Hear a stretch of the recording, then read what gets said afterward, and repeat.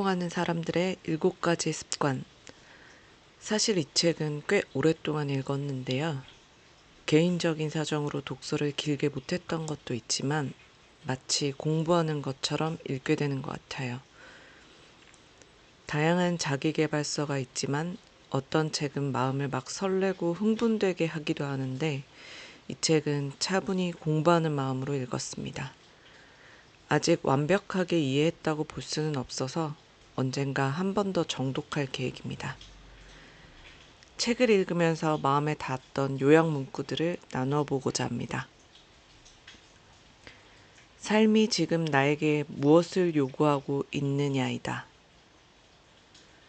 진정한 리더십은 형식적 권위가 아닌 도덕적 권위에 기반을 두고 있다.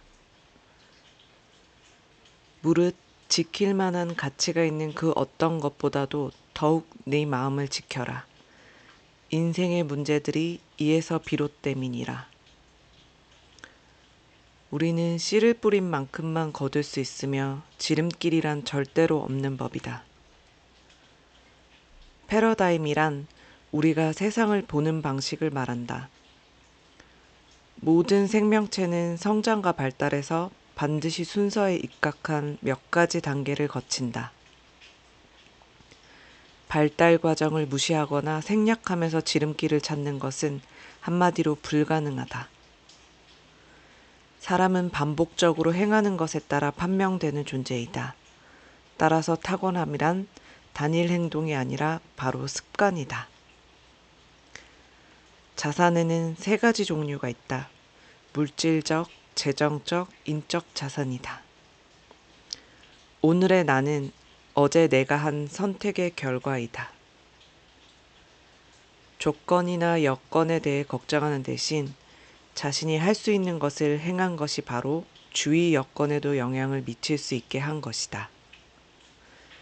내가 할 수 있는 것에 대해서 노력하는 것. 실수에 대한 주도적인 해결 방법은 실수를 즉시 인정하고 수정해서 그로부터 교훈을 얻는 것이다. 끝을 생각하며 시작하라는 말의 가장 기본적인 적용은 오늘부터 시작하여 최후 순간에 갖고 싶은 이미지, 모습, 그리고 패러다임을 매사에 검토하는 기준과 목표로 삼는 것이다. 진정한 성공이란 자신을 제대로 파악하는 데서 온다.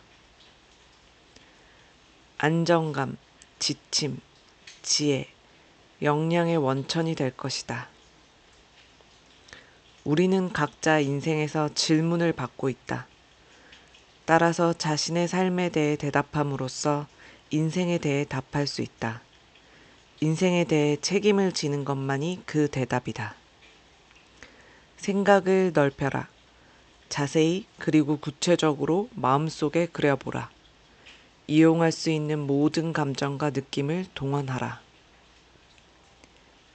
자신이 참여하지 않은 결정에는 헌신하지 않는다. 이 말은 꼭 기억해야 할 중요한 사실이다. 대부분의 사람들은 조직의 문제에 참여하지 않으면 절대로 헌신하지 않는다. 사람에 대해서는 효과성을, 일에 대해서는 효율성을 생각해야 한다. 효과적 관리의 핵심은 권한의 위임이다. 신임적 위임은 방법이 아닌 결과에 초점을 둔다. 이것은 위임받은 사람이 방법을 선택하고 결과에 대해서 책임지도록 하는 것이다.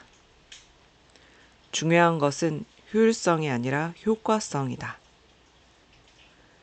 감정은행 계좌란 인간관계에서 구축하는 신뢰의 정도를 은유적으로 표현한 것이다. 다시 말해 이것은 우리가 다른 사람에 대해 가지는 안정감이다.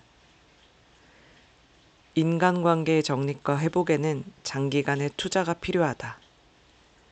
인내하는 것은 쉬운 일이 아니다. 상대방의 관점과 가치를 이해해주는 것. 남에게 대접을 받고자 하는 대로 너희도 남을 대접하라. 책임을 지고 약속을 지키는 것은 중요한 감정 예입 행위이며 약속을 어기는 것은 중대한 인출 행위이다. 당신이 상대방에게 솔직하고 개방적이고 친절하다면 상대방은 당신을 신뢰하고 존경할 것이다. 신뢰를 얻는 것이 사랑받는 것보다 더 가치 있다. 모든 사람에게 똑같은 원칙을 가지고 대하라. 신뢰 없이 할 수 있는 최선의 것이란 단지 타협에 지나지 않는다. 좀 더 많이 경청하고 좀 더 깊이 경청하라. 기대성과 방법이 아닌 원하는 결과로 언제 무엇이 이루어져야 하는가를 명백히 한다. 실행 지침, 달성해야 할 성과의 기준 및 범위를 명시한다. 가용 자원, 결과를 달성하도록 도와주는 활용 가능한 인적, 재정적, 기술적, 조직적 자원을 밝혀준다. 책무 확인, 평가 기준과 평가 시기를 설정한다. 손익 결과, 평가를 통해 좋다, 나쁘다 또는 자연적이다, 논리적이다 등으로 구체화하여 어떠한 손익이 있을 것인가를 명시한다. 첫째, 상대방의 관점에서 문제를 바라보라. 둘째, 관련 문제의 핵심적인 쟁점과 관심사항이 판단하라. 우리는 윈윈의 과정을 통해서만 윈윈의 해결 방식을 얻을 수 있다. 합의와 해결 방안을 도출하고자 할 때 상호작용을 생각해보라. 공감적 커뮤니케이션의 원칙. 먼저 이해하고 다음에 이해시켜라. 진정한 영향력을 미칠 수 있는가는 실제로 보여주는 당신의 행동에 달려있다. 따라서 사람들은 대개의 경우 말을 하고 있거나 말할 준비만 하고 있다. 대부분의 사람들은 이해하려는 의도를 갖고 듣는 게 아니라 대답할 의도를 갖고 듣는다. 우리는 나름의 논리로 가득 차 있고 모든 것을 자신의 경험에 비추어 이해하려고 한다. 그러면서도 이해받기를 원한다. 인간에게 가장 큰 욕구는 심리적 만족이다.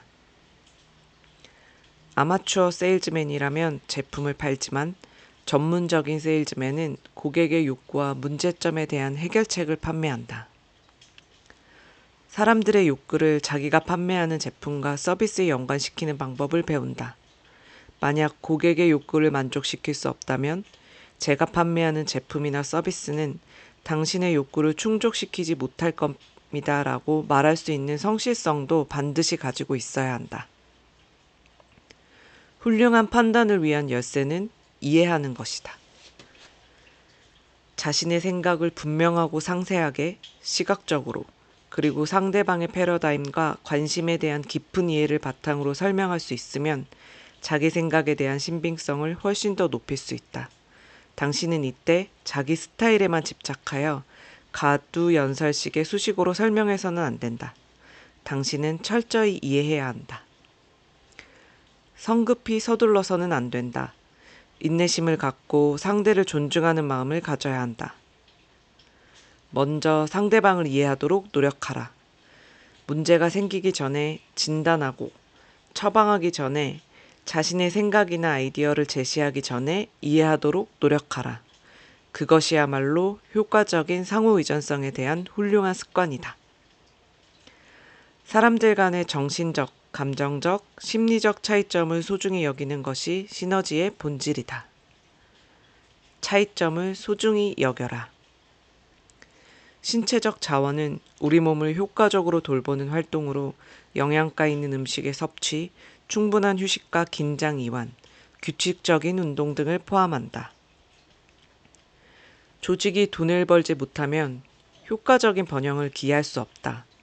그러나 이것만이 조직이 존재하는 충분한 이유가 될 수는 없다. 우리는 먹지 않고 살 수 없지만 그렇다고 먹기 위해서 사는 것도 아니기 때문이다. 우리는 매일이 개인적인 승리라는 마음가짐으로 살아가야 한다.